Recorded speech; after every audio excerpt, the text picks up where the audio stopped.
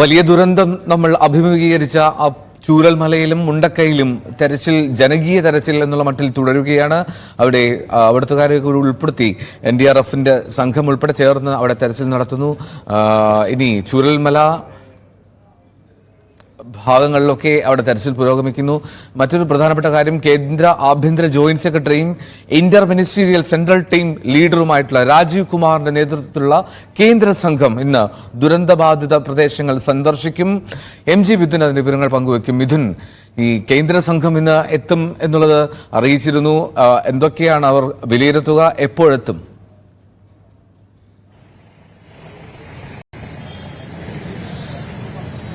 വൈകിട്ട് 3:30 ഈ സംഘം എത്തൂ എന്നായിരുന്നു നേരത്തെ അറിയിച്ചിരുന്നുവെങ്കിൽ പോലും തന്നെ ഇന്ന് 11 മണിയോടുകൂടി കളക്ടറേറ്റിലേക്ക് എത്തും. ഇവിടുത്തെ ഉന്നത ഉദ്യോഗസ്ഥരുമായി ഈ സംഘം കൂടിയാലോചനകൾ നടത്തുമെന്നാണ് ഇപ്പോൾ അറിയാൻ സാധിച്ചിരിക്കുന്നത്. എന്തായാലും നിലവിൽ പ്രതികൂല കാലാവസ്ഥ കാരണം ഇതുവരെയും അവർക്ക് കോഴിക്കോട് ഇറങ്ങാൻ സാധിച്ചിട്ടില്ല എന്നാണ് നമുക്ക് മനസ്സിലാക്കാൻ സാധിക്കുന്നത്. അതിനുശേഷം കോഴിക്കോട് ഇറങ്ങിയ ശേഷം അവിടുന്ന് ഹെലികോപ്റ്റർ മാർഗം വീണ്ടും ബത്തേരിയിലേക്ക് ഇറങ്ങും. സാധാരണഗതിയിൽ ഈ SKGM സ്കൂളിന്റെ ഗ്രൌണ്ടിലാണ് സാധാരണഗതിയിൽ ഇത്തരത്തിൽ ഉന്നത സംഘവും അല്ലെങ്കിൽ കേന്ദ്ര സംഘവും ഒക്കെ എത്തിയാൽ ഇറങ്ങാറുള്ളത്. പക്ഷേ അവിടെ നാളെ പ്രൈം മിനിസ്റ്റർ എത്തുന്നതിന്റെ പശ്ചാത്തലത്തിൽ സുരക്ഷാ ക്രമീകരണ പശ്ചാത്തലത്തിൽ അവിടേക്ക് ഇറങ്ങാൻ സാധിക്കില്ല. അതുകൊണ്ട് തന്നെ ബത്തേരിയിൽ ഇറങ്ങിയതിനു ശേഷം അവർ റോഡ് മാർഗമായിരിക്കും ഇവിടേക്ക് വരിക. അതിനുശേഷം ഈ മേഖലകളിൽ ഈ ചൂരൽമല ഒപ്പം തന്നെ മുണ്ടക്കൈ അടക്കമുള്ള മേഖലകളിൽ ഈ സംഘം സന്ദർശിക്കുകയും ചെയ്യും. പ്രധാനമായും ഈ കേന്ദ്ര സംഘം എത്തുന്നതിന്റെ പ്രധാനപ്പെട്ട ലക്ഷ്യം ഈ വയനാട് ദുരന്തം എങ്ങനെയാണ് ഉണ്ടായത്, ഉരുൾപൊട്ടൽ എങ്ങനെയാണ് ഉണ്ടായത് അടക്കമുള്ള കാര്യങ്ങൾ ഈ സമിതി പരിശോധിക്കുകയും ചെയ്യും. കൂടാതെ തന്നെ അത് എത്രത്തോളം വ്യാപ്തിയുള്ള ദുരന്തമാണ്, അത് ഏത് തരത്തിലാണ് ഉണ്ടായതെന്നടക്കമുള്ള കാര്യങ്ങൾ പരിശോധിച്ച് ഇത് കേന്ദ്ര ആഭ്യന്തര മന്ത്രാലയത്തിനും ഒപ്പം തന്നെ ധനകാര്യ മന്ത്രാലയത്തിനും ഇവർ റിപ്പോർട്ട് സമർപ്പിക്കും. ഈ റിപ്പോർട്ടിന്റെ അടിസ്ഥാനത്തിൽ കൂടിയാണ്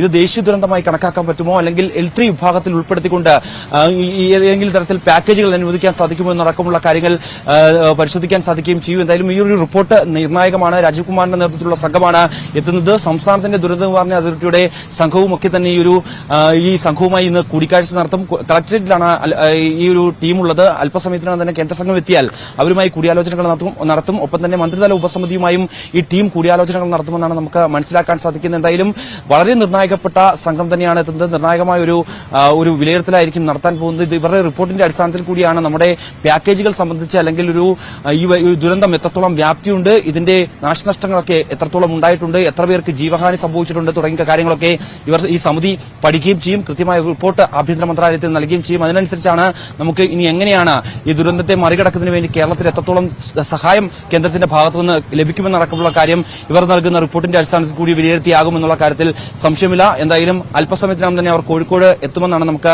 പ്രതീക്ഷിക്കുന്നത്. അതിനുശേഷം അവർ ബത്തേരിയിലേക്ക് എത്തും. അവിടെ നിന്ന് ഈ കളക്ടറേറ്റിലെത്തി യോഗം കൂടിയതിനു ശേഷമായിരിക്കും ഈ പ്രദേശങ്ങൾ ഇവർ സന്ദർശിക്കുക. നേരത്തെ തന്നെ ഇവർ ആകാശമാർഗമുള്ള ദൃശ്യങ്ങളും മറ്റ് കാര്യങ്ങളും ഒക്കെ പഠിക്കുകയും ചെയ്തിരുന്നു. ഈ ദുരന്തം ഉണ്ടായ സമയത്തുള്ള ഇവിടുത്തെ സർവേ ഡിപ്പാർട്ട്മെന്റിന്റെയും ഒക്കെ തന്നെ ജിയോളജിക്കൽ സർവേ ഡിപ്പാർട്ട്മെന്റിന്റെ ഒക്കെ റിപ്പോർട്ട് ഇവർക്ക് ലഭ്യമായിരുന്നു. ഒപ്പം തന്നെ സംസ്ഥാന ദുരന്ത നിവാരണ അതോറിറ്റിയുടെ റിപ്പോർട്ടൊക്കെ നേരത്തെ തന്നെ ഇവർക്ക് സമർപ്പിച്ചിരുന്നു. അതൊക്കെ പഠിച്ചതിനു ശേഷമാണ് ഈ സംഘം ഇപ്പോൾ ഇവിടേക്ക് വരുന്നത്. എന്തായാലും നേരിട്ട് കണ്ട് ബോധ്യപ്പെട്ടതിന് ശേഷം ഇതിന്റെ എത്രത്തോളം വലിയ ദുരന്തമാണ് നമുക്ക് വയനാട് നേരിട്ടത് എന്നടക്കമുള്ള കാര്യങ്ങൾ സമിതി പരിശോധിക്കും. എൽദോ, ഏറ്റവും പ്രധാനപ്പെട്ട ഒരു ദൌത്യമാണ് ഇനിയുള്ളത്. അതായത് കേന്ദ്രത്തിന്റെ ഒരു പാക്കേജ് നമുക്ക് എത്രമാത്രം ലഭിക്കണമെങ്കിൽ ഈ സംഘത്തിന്റെ റിപ്പോർട്ട് നിർണായകമാകും.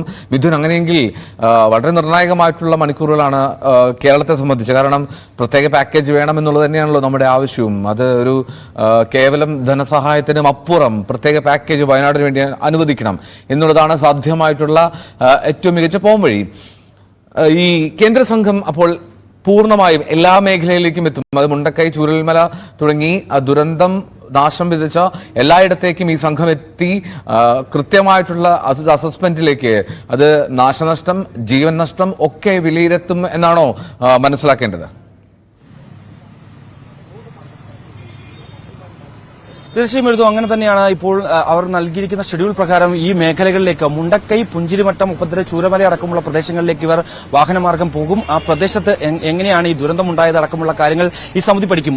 ഒപ്പം തന്നെ സംസ്ഥാനത്തെ ദുരന്ത നിവാരണ അതോറിറ്റിയും ഒപ്പം തന്നെ ജിയോളജിക്കൽ സർവേ ഡിപ്പാർട്ട്മെന്റും ഒക്കെ നൽകിയ റിപ്പോർട്ട് അവരുടെ പക്കലുണ്ട്. അത് എങ്ങനെയാണ്, ഏത് സമയത്താണ് ഇതുണ്ടായത്, എങ്ങനെയാണ് ഈ ദുരന്തം വലിയ രീതിയിൽ ജനജീവിതത്തെ ബാധിച്ചിട്ടുള്ളത്, എത്രത്തോളം വീടുകൾ ഈ ഒരു ദുരന്തത്തിൽ ഒഴുകിപ്പോയിട്ടുണ്ട്, എത്രത്തോളം പേർക്ക് മരണം സംഭവിച്ചിട്ടുണ്ട് തുടങ്ങിയ കാര്യങ്ങൾ. ഒപ്പം തന്നെ ഇതിന്റെ വ്യാപ്തി, അതായത് ഈ പ്രഭവ കേന്ദ്രത്തിൽ നിന്ന് ഏകദേശം 45 കിലോമീറ്റർ, അതായത് വയനാട് കഴിഞ്ഞും മലപ്പുറം ജില്ലയിലെ നിലമ്പൂരിലടക്കം എത്തി ആണ് ഈ ഒരു പല ബോഡികളും അവിടെ നിന്ന് ലഭിച്ചത്.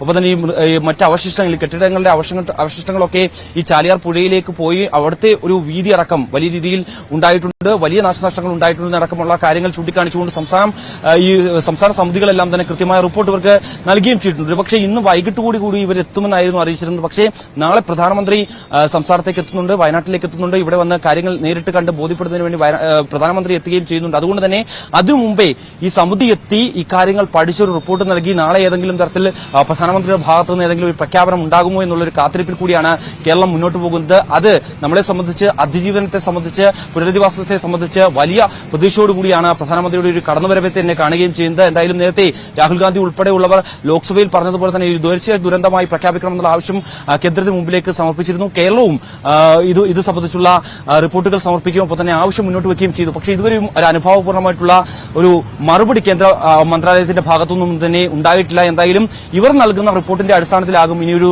നിർണായക നീക്കം ഉണ്ടാവുക. ഏത് കാറ്റഗറിയിൽപ്പെടുത്തിയായിരിക്കും ഇതിന് കേന്ദ്ര സഹായം നൽകുക? ഒരുപക്ഷേ ദേശീയ ദുരന്തമായി പ്രഖ്യാപിച്ചില്ല എങ്കിൽ പോലും തന്നെ L3 കാറ്റഗറിയിൽപ്പെടുത്തിയാൽ ഈ 3 വിഭാഗങ്ങളുടെ, അതായത് NDRF വിഭാഗങ്ങളുടെ ഒക്കെ PMDRFന്റെ അടക്കമുള്ള വിഭാഗങ്ങൾ ഉൾപ്പെടുത്തിക്കൊണ്ട് ഈ 3 വിഭാഗങ്ങളുടെ പാക്കേജുകൾ നമുക്ക് ലഭ്യമാവുകയും ചെയ്യും. അങ്ങനെയെങ്കിൽ ഒരു 75% തുക സംസ്ഥാനത്തിന് ഈ ദുരന്തവുമായി ബന്ധപ്പെട്ട് ലഭിക്കും. അത് വളരെ സഹായകരമായി മാറുകയും ചെയ്യും. എന്തായാലും ഈ ഒരു അവസ്ഥയിൽ മുന്നോട്ട് പോകുന്ന സാഹചര്യത്തിൽ ഇത് മറികടക്കുന്നതിന് വേണ്ടി കേന്ദ്രത്തിന്റെ വലിയ പാക്കേജ് നമുക്ക് വേണ്ടിവരുമെന്നുള്ള കാര്യത്തിൽ സംശയമില്ല. അതിനുവേണ്ടി ഇന്നത്തെ ഇവരുടെ ഒരു സിറ്റിംഗ്, ഈ കേന്ദ്ര സംഘത്തിന്റെ ഒരു സിറ്റിംഗ് വളരെ നിർണായകമായി തന്നെ മാറുകയും ചെയ്യും. എന്തായാലും അവർ കോഴിക്കോട്ടേക്ക് അല്പസമയത്തിനകം എത്തിച്ചേരുമെന്നാണ് നമ്മൾ പ്രതീക്ഷിക്കുന്നത്. അതിനുശേഷം ബത്തേരിയിൽ ഇറങ്ങിയ ശേഷം ഈ സംഘം കളക്ടറേറ്റിലേക്ക് എത്തും. ഇവിടെ വിദഗ്ധ സംഘം നേരത്തെ, ഒപ്പം തന്നെ മന്ത്രിതല ഉപസമിതി അംഗങ്ങൾ മന്ത്രി കെ രാജൻ, ഒപ്പം തന്നെ AK ശശീന്ദ്രൻ, PM മുഹമ്മദ് റിയാസ്, ഒപ്പം തന്നെ OR കേളു അടക്കമുള്ള മന്ത്രിമാരും അല്പസമയത്തിനകം തന്നെ ഇവിടേക്ക് എത്തുകയും ചെയ്യും. മറ്റ് ഉദ്യോഗസ്ഥരും, അതായത് സംസ്ഥാനത്തെ ദുരന്ത നിവാരണ അതോറിറ്റിയുടെ ഉദ്യോഗസ്ഥർ,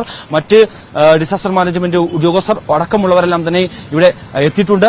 ഇവരുമായി ഒക്കെ തന്നെ അവർ പ്രത്യേകം കൂടിയാലോചനകൾ നടത്തിയതിനു ശേഷമാകും ഇവിടെ നിന്ന് മറ്റ് സ്ഥലങ്ങളിലേക്ക്, ഈ ദുരന്തമുണ്ടായിട്ടുള്ള സ്ഥലങ്ങളിലേക്ക് പോവുക. എൽദോ, ദുരന്ത മേഖലയിലേക്ക് കേന്ദ്ര സംഘം എത്തുകയാണ്. കേന്ദ്ര സംഘത്തിന്റെ വിലയിരുത്തൽ അത് നിർണായകവുമാണ്.